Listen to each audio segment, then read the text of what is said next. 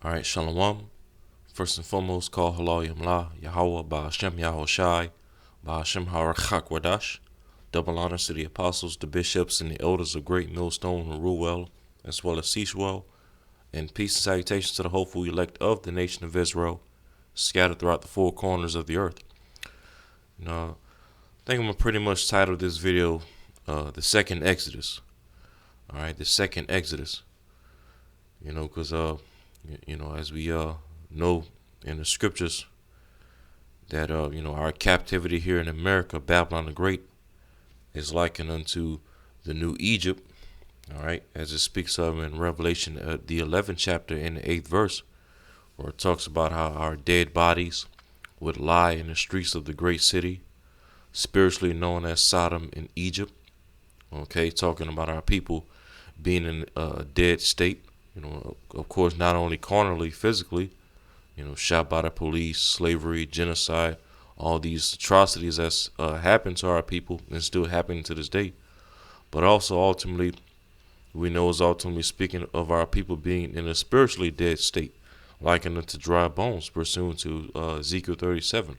All right, in the place that will be spiritually likened to Sodom and Gomorrah. Okay, it's America, Babylon the Great. We know America is likened to Sodom because of the alphabet lifestyle that's constantly pushed and shoved down your throat throughout this society via the music and the entertainment, movies, TV shows, the politics. All right, you name it, the so-called education system. All right, and as well, this place is also spiritually known as Egypt. All right, and when you go into it, when you look at the parallels between America, the United States of America, and ancient Egypt, you'll find that there's several parallels between ancient Egypt and present day America, from the pyramid being on the back of the dollar bill, okay, the Mississippi River being likened to the Nile River, all right, the usage of the red, white, and blue. Okay, red, white, and blue goes back to ancient Egypt. The eagle, ancient Egypt used the eagle as their symbol, just like Esau, Edom, all throughout his history, even to this current day, has used the eagle to represent him, according to prophecy, from ancient Greek, ancient Rome. All right, the Spanish, the French, the British, Germany. Okay, and all the way up to here in America. Esau, Edom has used the eagle to represent him, just as the ancient Egyptians have used the eagle to represent their ancient kingdom. All right, and there's many, many more parallels that link America, okay, to ancient Egypt. And as of lately, over these past couple of days or whatnot, I saw Apostle Rhyme Lob did a video going into a similar topic like this, likening America to ancient Egypt, and likening the Lord delivering us out of America to our first Exodus out of ancient Egypt, and as well a couple other brothers throughout the body of GMS have went into this topic as well over the past few days. America being likened to our second Exodus, and whatnot. And I just basically want to speak my 2 cents on this topic as well.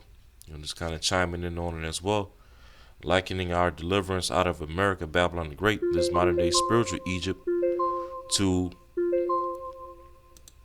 our first Exodus out of the ancient Egypt. All right, because even when you go, let's go to Exodus, the second chapter. All right, Exodus chapter 2, and I'm gonna start at verse 23. It says, and it came to pass in process of time that the king of Egypt died, and the children of Israel sighed by reason of the bondage, and they cried, and their cry came up unto Yahweh by reason of the bondage. And Yahweh heard their groaning, and the Most High Yahweh remembered his covenant with Abraham, with Isaac, and with Jacob. Okay, verse 25. And the Most High Yahweh looked upon the children of Israel, and the Most High had respect unto them. Okay, so when our forefathers were in captivity in ancient Egypt, after the Pharaoh spoken of in this chapter right here, as well as the previous chapter, died off. And after Moses had his firstborn son Gershom, as you see right here in verse 22, by his wife Zipporah, which is I believe the daughter of Jethro, if I'm not mistaken. But yeah, in process of time, a new Pharaoh eventually rose up. Okay, Ramesses. When you go into the history, I believe it was Ramesses II, if I'm not mistaken. But pretty much a new Pharaoh came into power in ancient Egypt. Okay, and just pretty much put all forms of hell upon our people. Hardcore captivity. All right, and it came a point where our people started sighing and crying to the Lord, and it reached the all-time high. Okay, it reached into the ears of Yahweh Shemel Shai. All right, and therefore that led to the Most High remembering His covenant that He made with our forefathers Abraham, Isaac, and Jacob, which is what that our people will be afflicted in a strange land for 400 years, ancient Egypt, right? And that after that 400-year period, the Lord would eventually deliver our forefathers out of that land, okay, and bring us to the land that He promised to Abraham, Isaac, and Jacob, the land of Israel, okay. And as it says right here in verse 25, through all that sighing and crying that our people started to do under that new Pharaoh, the Lord looked upon our sighs and cries and groaning, and had respect upon us. Okay, He was getting, it was at that appointed time where now the Lord was getting ready to, visit us via Moses. Okay, perform all those plagues and those miracles that He brought upon ancient Egypt, and eventually get us up out of there. Okay, well, guess what? In these latter days, as again we're in the modern day spiritual Egypt, America. Hey, the sighs and the cries and the groanings of the Lord's elect, all right, the 1/3 of the nation of Israel, Lord will not be able to number, has reached up into the ears of Yahweh Shema Shai at an all-time high in these latter days, okay, in this modern day spiritual Egypt. As a matter of fact, let's get Isaiah the 19th chapter, which Isaiah 19 also is prophecy going into Egypt, but as we're going to go into, this is talking about the modern day Egypt in Isaiah the 19th chapter, which is ultimately America.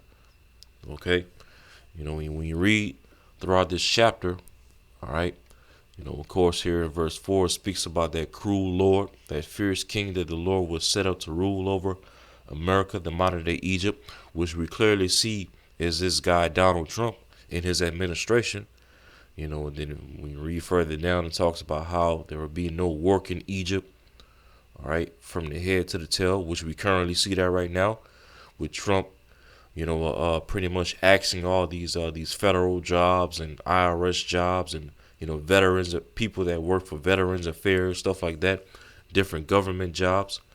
We clearly see that going on under the rulership of the cruel Lord Trump, all right.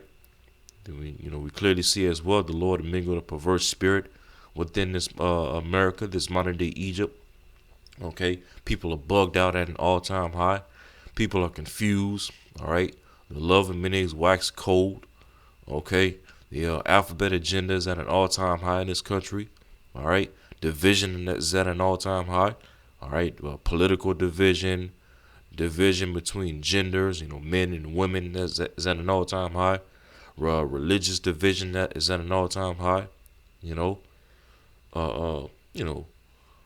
financial division as is at an all-time high. You got the rich versus the poor, middle class versus damn near everybody. Okay, just all type of perverseness mingled in this system, and so as we will be in the midst of all these things, okay, verse 18. Isaiah 19 verse 18, in that day shall 5 cities in the land of Egypt speak the language of Canaan. Okay, and the 5 cities just basically represents the elect, the remnant that's here in America. And I believe the number 5 goes into power, something of that nature, power, and we the hopeful elect, we are a powerful force in this world. Okay, just simply through us, having this testimony, this gospel, chanting down Babylon the Great, chanting down the wicked rulerships and the agendas of Esau, Edom, and these heathen nations, making Esau bear. Okay, testifying against his devil and his pseudoscience and his technology and all of his energy of Satan that he's doing throughout the four corners of the earth. All right, and crying to the Lord to bring judgment. All right, in the language of Canaan, as it said, what is the language of Canaan? All right, when you read this in the NLT, is the Hebrew, the Paleo Hebrew, the Lashon Kodash. All right, the Lord clearly tells us in Zephaniah 3:9 that He would turn to us a pure language. All right, and give us a name. Okay, the name Yahweh in His begotten Son's name, Yahweh Shai, in the pure language, the Lashon Kodash. All right, the Paleo Hebrew. Okay. So it says again, Isaiah 19 verse 18, in that day shall 5 cities in the land of Egypt speak the language of Canaan, and swear to the Lord Yahweh of hosts, one shall be called the city of destruction. Yeah, and that's why as of lately, you had this guy Trump refer to us, the true men of the Lord, starting from our apostles and bishops and elders of Great Millstone down to the least of us, as prophets of doom. Okay, because what we preach the destruction of Babylon the Great, as well as the rulership of these heathen nations and their armies. Okay, they take the doctrines that we teach through the Holy Scriptures and look at it as extreme. Even to the point where Esau is even going to consider what we teach according to the Scriptures as radical, extremist, and terroristic, and all these things. Make us an offender for a word, right? Accuse us. Okay, this doctrine that we preach via the Holy Scriptures, this 100% truth. All right, the Esau, Edom, in society is going to look at us as, a city of destruction. Basically a bunch of, crazy, disgruntled so-called Black, Hispanic, and Native American men, that want to cause havoc throughout this society. Falsely accuse us. You see, it says, verse 19, in that day shall there be an altar to the Lord Yahweh of hosts in the midst of the land of Egypt, and a pillar at the border thereof to the Lord Yahweh. Yeah, and this altar that we have set up is this ministry, this truth that we partake of, where we make out. Because what do you do with an altar? You offer up a sacrifice, a burnt offering, and in this ministry, those of us, men of the Lord, start from our apostles, Great Millstone, down to the least of us, we offer up our bodies as a living sacrifice. Okay, going out and preaching this word, risking our lives and our freedoms, as the elder Malcolm from the GMS Chicago camps always open up his videos with, risking our lives and our freedom, so on and so forth. We make our bodies a living sacrifice.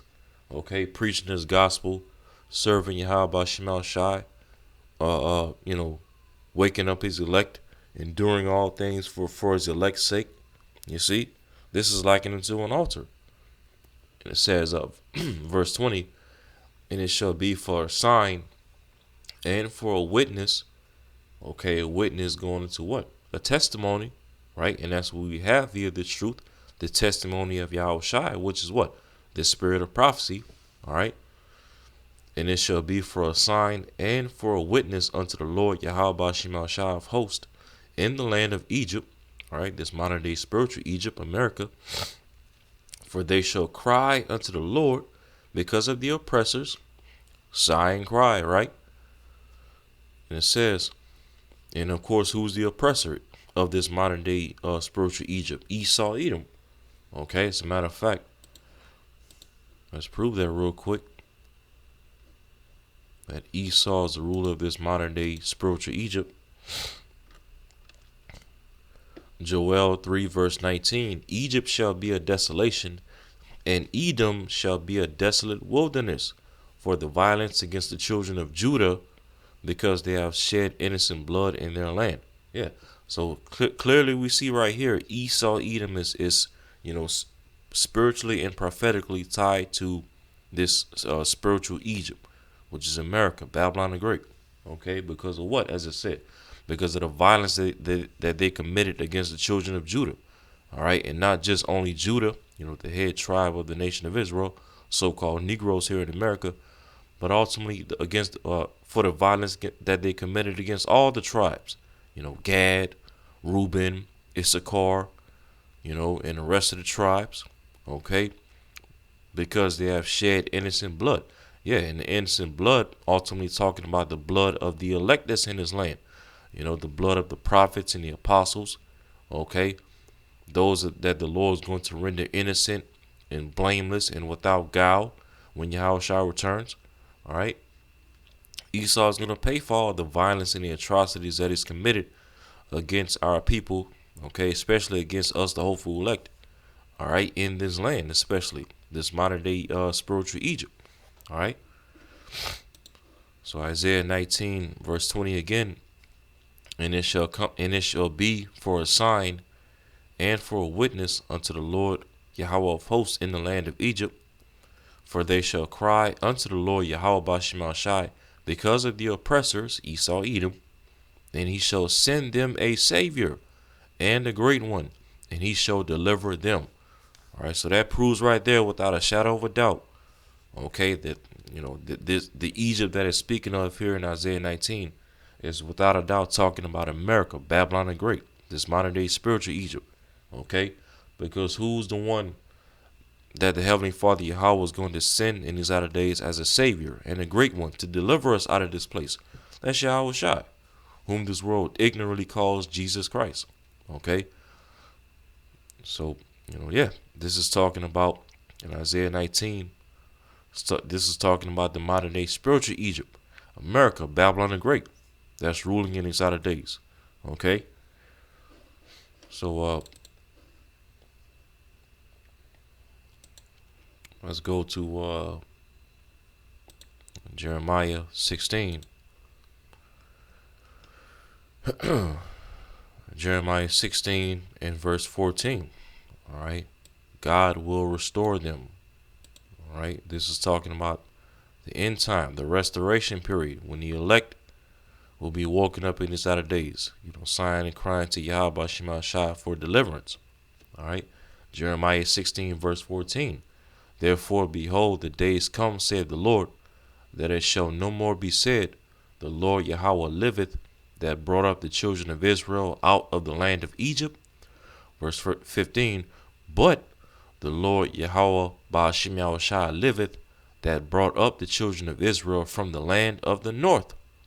From the land of the north, and from all the lands whither he hath driven them, and I will bring them again into their land that I gave unto their fathers. So basically, Yahweh Ba'ashim Yahushua is getting ready to outdo his own record. Okay, getting ready to outdo his own record of when he delivered us out of ancient Egypt. All right, through a mighty hand, his angel Yahweh Shai. Okay, and as well, all those plagues and those miracles that he brought upon ancient Egypt. All right, the Lord's getting ready to outdo all those things in this time. Okay, and as it said, bring us up out of the land of the north. And what is that land? What is that land of the north that it could be talking about? America, Babylon the Great. Okay, as we're here in the northwestern hemisphere of the world. All right, and from all the lands whither he had driven our people, scattered us throughout the four corners of the earth. All right, because we have, elect throughout the four winds or the four corners of the earth. All right, so not only is the Lord going to send Yahweh Shai back in this time to deliver us out of this modern day spiritual Egypt, America, the land of the north that is speaking of, but as well, Yahweh Shai is going to deliver the elect, all right, that are scattered throughout all the four corners of the earth. You see, to as I said, to bring us again into the land that he gave to our forefathers, Abraham, Isaac, and Jacob. Okay, to fully fulfill that promise that he made with our forefathers, Abraham, Isaac, and Jacob. All right, to give us the land of Israel, starting with Jerusalem, as well as the that region of the earth from the Euphrates River all the way to the Nile River, as the Lord told Abraham. Okay, and ultimately, not only are we going to inherit that whole entire promised land, but ultimately we're going to inherit the whole entire earth, and that's pursuant to the blessing that was given to Jacob in Genesis the 27th chapter, the fatness of the earth. Okay, all the nations bowing down unto us and serving us. Okay, we're going to receive all of that upon the return of Yahweh Shai, when we get delivered out of this modern day Egypt, which is going to be likened to our second Exodus. All right.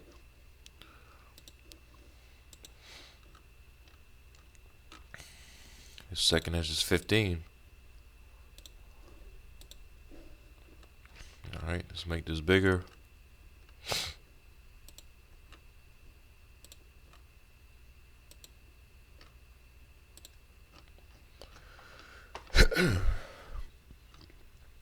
Second Esdras 15. All right, and you start at verse 7. It says, "Therefore saith the Lord, I will hold my tongue no more as touching their wickedness, which they profanely commit, neither will I suffer them in those things in which they wickedly exercise themselves.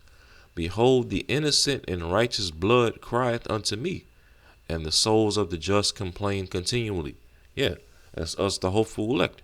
We're the innocent and righteous blood. Lord willing, I be of that number, that sighing and crying to Yahweh Shema Shai, that complain continually to Yahweh Shema Shai. All right, giving the Lord no rest until he make Jerusalem a praise in the earth. That's in Isaiah the 62nd chapter, if I'm not mistaken. Okay, because just like as we read in Exodus 2, it was at the point when our people started sighing and crying at an all-time high in ancient Egypt that led to the Lord eventually delivering us out of ancient Egypt. Well, guess what? Now we, the hopeful elect, are sighing and crying to Yahweh Shema Shai at an all-time high, and now the Lord is getting ready to deliver us, all right, out of this second Egypt, this modern day Egypt, all right, through that same angel, Yahweh Shai. All right, it says, verse 9, 2nd Esdras 15, verse 9, "And therefore saith the Lord, I will surely avenge them, and receive unto me all the innocent blood from among them." Verse 10, "Behold, my people is led as a flock to the slaughter. I will not suffer them now to dwell in the land of Egypt." Yeah, because if the Lord doesn't come back soon to deliver us out of this place, hey, we're gonna be led to the slaughter. Looking at how Esau is moving at warp speed in these outer days to fulfill his AI and the MOTB and this whole entire digital infrastructure that is getting ready to set up, the NWO agenda, okay, 15-minute cities, all right, making everything go digital, fulfilling the works of Satan on the earth, setting up Satan's left-hand kingdom on the earth via this NWO system, all right. If the Lord wasn't shortening up the days in his outer days for the elect's sake, all right, and getting ready to deliver us out of this situation very, very soon, then hey, we would be like sheep, all right, led to the slaughter. No flesh would be saved. You see, and so that's why we, the hopeful elect, we sigh and cry to Yahweh Shema Shai at an all-time high, all right, to shorten up the days even more. Like it says in 2nd Esdras, the 2nd chapter, pray for a few days, roughly paraphrasing it. We hasten the day of the Lord to get us up out of this situation, or else what? We're gonna be slaughtered. Okay, no flesh should be saved. All right. It says, verse 11, "But I will bring them with a mighty hand and a stretched out arm." Okay, that mighty hand being who? Yahweh Shai, who sits at the right hand of the Father. That same angel that the Most High Yahweh used to deliver us out of the first Egypt. Okay, that angel that that was likened to a cloud by day and a pillar of fire by night. All right, that followed us in the wilderness. Okay. It says, "But I will bring them with a mighty hand and a stretched out arm, and smite Egypt with plagues as before, and will destroy all the land thereof." So when it says the Lord's gonna smite Egypt with plagues as before, okay, this can only be talking about, all right, a new Egypt prophetically, which is what? This modern day Egypt, spiritual Egypt, which is America, Babylon the Great. Okay, and we know all throughout various prophecies that Babylon in the end times is the only land that the Lord would promise to destroy completely off of the face of the earth, make it desolate. Okay, because when we look at the actual physical land of Egypt today, that land isn't destroyed off of the face of the earth. You literally have whole governments are situated in that land right now. You got Ishmaelites in that land. You still have all those pyramids out there in that land, and those ancient Egyptian temples or whatever situated in that land that thousands of people travel to each year. Doing tours in that area each year. All right. So clearly, this is not talking about the actual physical land of Egypt. All right, but this can only be talking about, all right, a land in these other days that will be prophetically known as Egypt. Okay, which again is America, that the Lord is getting ready to destroy off of the face of the earth via World War III. All right, you know. So yeah, so our deliverance out of America is going to be likened into a second Exodus. Okay, we're going to be delivered out of this modern day, this modern day spiritual Egypt by that same angel of the Lord, Yahweh Shai. Okay, but this time it's going to be done in even greater fashion. All right, this time we're not going to be delivered out of this place on foot, walking through water or walking through dry land. No, this time we're going to be delivered by being, caught up in the air, by Yahweh Shai and the angels via the chariots, what Esau calls, so-called UFOs. All right. Not only are we going to be beamed up in the chariots, but also this same very land, this modern day spiritual Egypt, is going to be burnt down with fire. All right, and made desolate as we're going to be getting beamed up. Okay. So yeah, so that's pretty much all I wanted to get into. I didn't want to make this lesson too long. All right. So Lord willing, this lesson was edifying. And until next time, shalom.